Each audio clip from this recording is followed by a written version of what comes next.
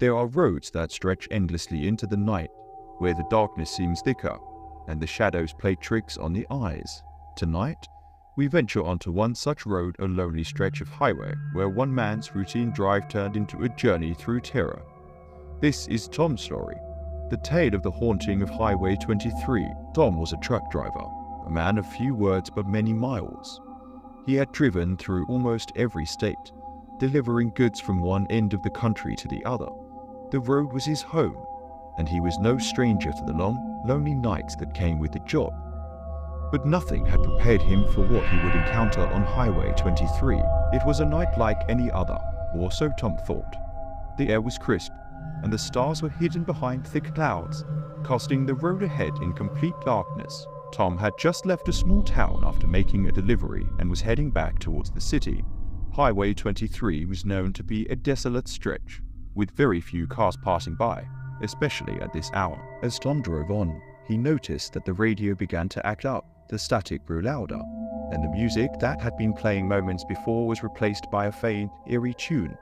Like an old lullaby, Tom frowned and adjusted the dial, but the strange music persisted, growing clearer with each passing mile. A chill ran down his spine, but he brushed it off. Just an old station. He muttered to himself. He turned the radio off, preferring the silence over the unsettling tune. The road stretched out before him, seemingly endless, and the only light came from his truck's headlights cutting through the darkness. That's when he saw it, a figure standing in the middle of the road, barely visible in the gloom. Tom's heart skipped a beat as he slammed on the brakes, the tires screeching as the truck came to a halt just inches from the figure. His hands gripped the steering wheel tightly, and for a moment, he couldn't breathe. The figure didn't move. It stood perfectly still, illuminated by the truck's headlights. Tom could see now that it was a woman, dressed in a long, white gown that fluttered in the breeze. Her hair hung over her face, obscuring her features, but something about her was deeply unsettling. Tom honked the horn, hoping to get her attention, but she didn't react. Slowly, cautiously, he opened the door and stepped out of the truck, keeping his eyes on the woman. "Ma'am, are you all right?" he called out, but his voice sounded weak in the vast emptiness. The woman remained silent, her head slightly tilted as if listening to something only she could hear. Tom took a step closer, and that's when she finally moved. Her head sapped up, and for the first time, Tom saw her face pale, hollow, and twisted in a way that defied explanation. Her eyes were black voids, staring directly at him. Tom froze, his blood running cold. The woman's mouth opened slowly, unnaturally wide, and from it came a sound that was not of this world, a low, guttural wail that sent shivers down his spine. Tom stumbled back, his instincts screaming at him to run, but his legs refused to move. Then, as suddenly as she had appeared, the woman vanished. One moment she was there, and the next, she was gone, leaving behind only the echo of her wail in the still night air. Tom stood there, panting, trying to make sense of what he had just seen. His mind raced, but there was no logical explanation. Shaken, Tom hurried back to his truck, his hands trembling as he fumbled with the door handle. He jumped inside and locked the doors, his heart pounding in his chest. He needed to get out of there now. Tom sped down the highway, his eyes darting nervously to the rearview mirror, half expecting to see the woman standing in the road behind him. But there was nothing. Only the empty stretch of Highway 23, disappearing into the darkness.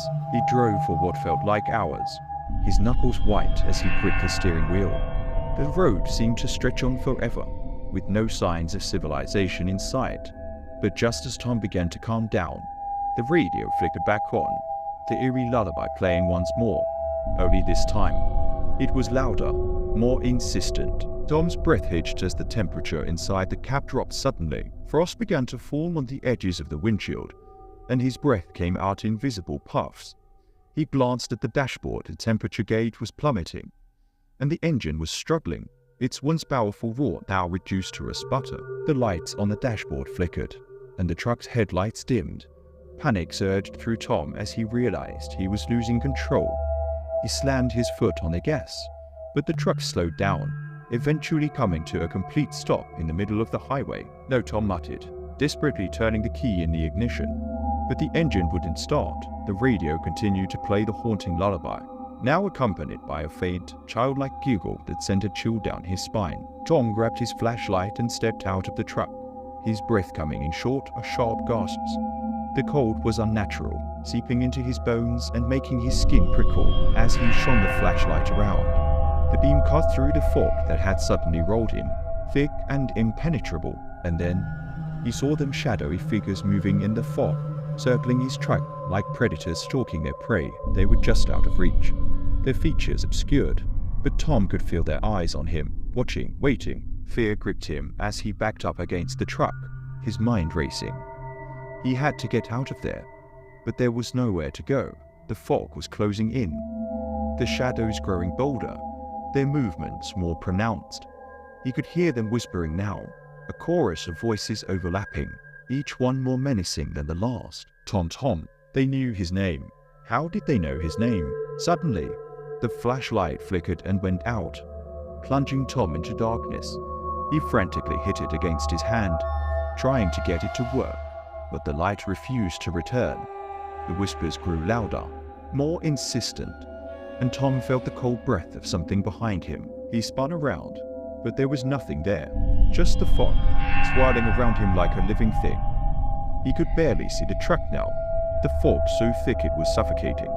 Tom's heart raced as he stumbled forward, trying to find his way back to the safety of the cab, but his legs felt like lead, his movements sluggish. And then, out of the fog, she appeared again, the woman in white, her hollow eyes fixed on him. But this time, she was not alone. The shadows had taken shape, and they were closing in, their forms shifting and twisting in the darkness. Tom backed away, his voice caught in his throat. He had to run, had to escape, but his body refused to obey. The woman reached out a hand, her fingers long and clawed, and Tom felt a sharp pain in his chest, as if something had grabbed hold of his heart. He gasped, clutching his chest, and fell to his knees. The world around him grew darker, colder, and the last thing he saw was the woman's twisted smile as the shadows engulfed him. Tom's truck was found the next morning, abandoned on the side of Highway 23. The engine was cold, and the windshield was coated in frost, even though it was the middle of summer. But there was no sign of Tom, only his flashlight, lying on the ground, its batteries drained. To this day, no one knows what happened to him. But those who drive that lonely stretch of highway at night sometimes claim to see a figure standing in the road, a woman in white waiting for her next victim. If you like this video, please give it a thumbs up and subscribe for more stories like this, and thanks for watching.